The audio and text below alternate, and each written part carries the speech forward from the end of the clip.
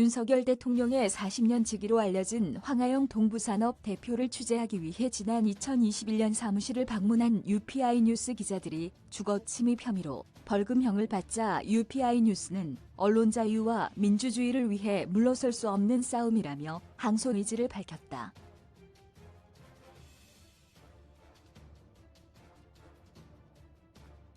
류순열 UPI 뉴스 편집인은 지난 16일 자사 홈페이지에 항소의 유서를 올려 UPI 뉴스의 당시 취재 활동은 이 정의에 정확히 부합하는 것이다. 시민들에게 자유로운 의사결정을 할 수 있는 정보를 제공하려는 공적 활동이었다.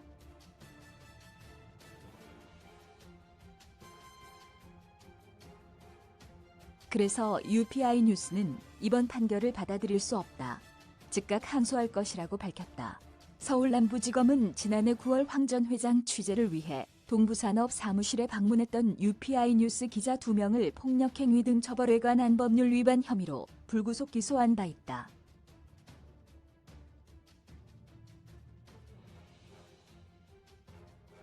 이에 서울남부지법 형사 12단동 윤찬영 판사는 지난 15일 UPI 뉴스 기자 A씨에게 벌금 300만 원, 후배 기자인 전직 UPI 뉴스 기자 B씨에게 벌금 200만 원을 선고했다.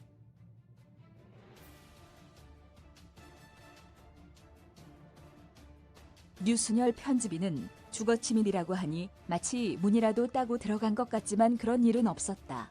노크했고 내라는 대답 듣고 문을 열었다.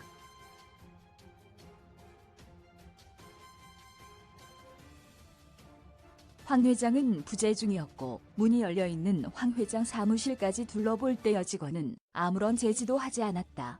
게다가 사무실 아닌가. 타인의 접근이 엄격히 금지되는 독립된 주거 공간이 아니다라고 반박했다.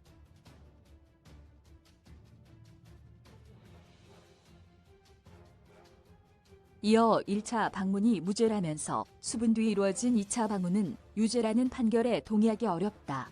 2차 방문도 무단 침입이 아니었다. 사무실 문이 열려 있었고 계십니까? 물으면서 들어갔다.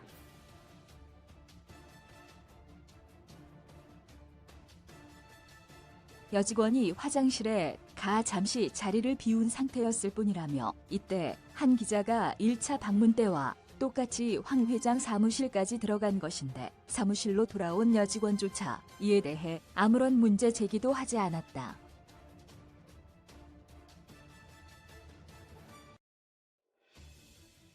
이미 수분 전 방문에 인사까지 나눈 데다 공적 관심사에 대한 언론 취재 활동임을 이해했기 때문이었을 것이라고 주장했다.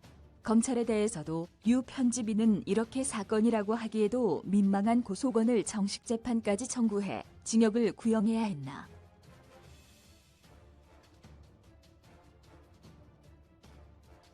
고소인 측이 대통령 40년 직위가 아니었어도 그렇게 했을 것인가.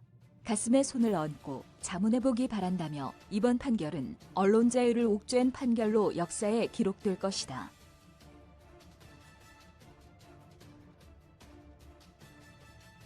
언론인 10이면 10 그 정도 일로 기소하고 유죄를 때린다고? 아예 취재하지 말라는 얘기지라며 탄식하는 터라고 했다.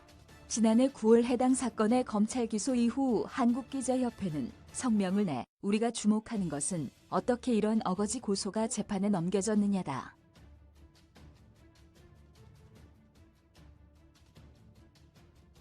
고소를 접수한 동해경찰서는 왜 한 달 만에 검찰로 송치했으며 검찰은 왜 담당 검사를 3차례나 교체하면서까지 기소를 강행한 것인가라며 이 사건의 중심에는 윤 대통령과 오랫동안 인연을 맺어온 지인과의 관계가 얽혀 있다는 의혹이 있는데 윤 대통령과 특수관계가 정상적 언론 취재를 범죄로 몰아 재판에 넘기는 과정에 영향을 준 것이라면 이는 비판 언론의 재갈을 물리는 민주주의에 역행하는 언론 탄압 행위라고 했다.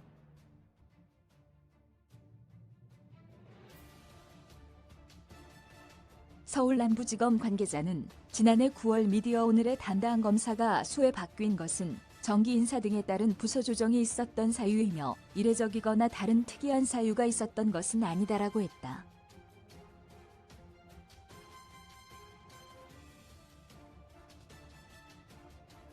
해당 관계자는 기자들이 사무실 출입 및 사무실 내부 사진 촬영에 대해 직원에게 승낙을 구한 사실이 없고 승낙을 받은 사실이 없다며 직원이 보지 않거나 자리를 비운 틈을 이용해 허락 없이 사무실에 이회 들어간 것으로서 증거관계 및 법리 검토를 통해 기소했다고 밝혔다.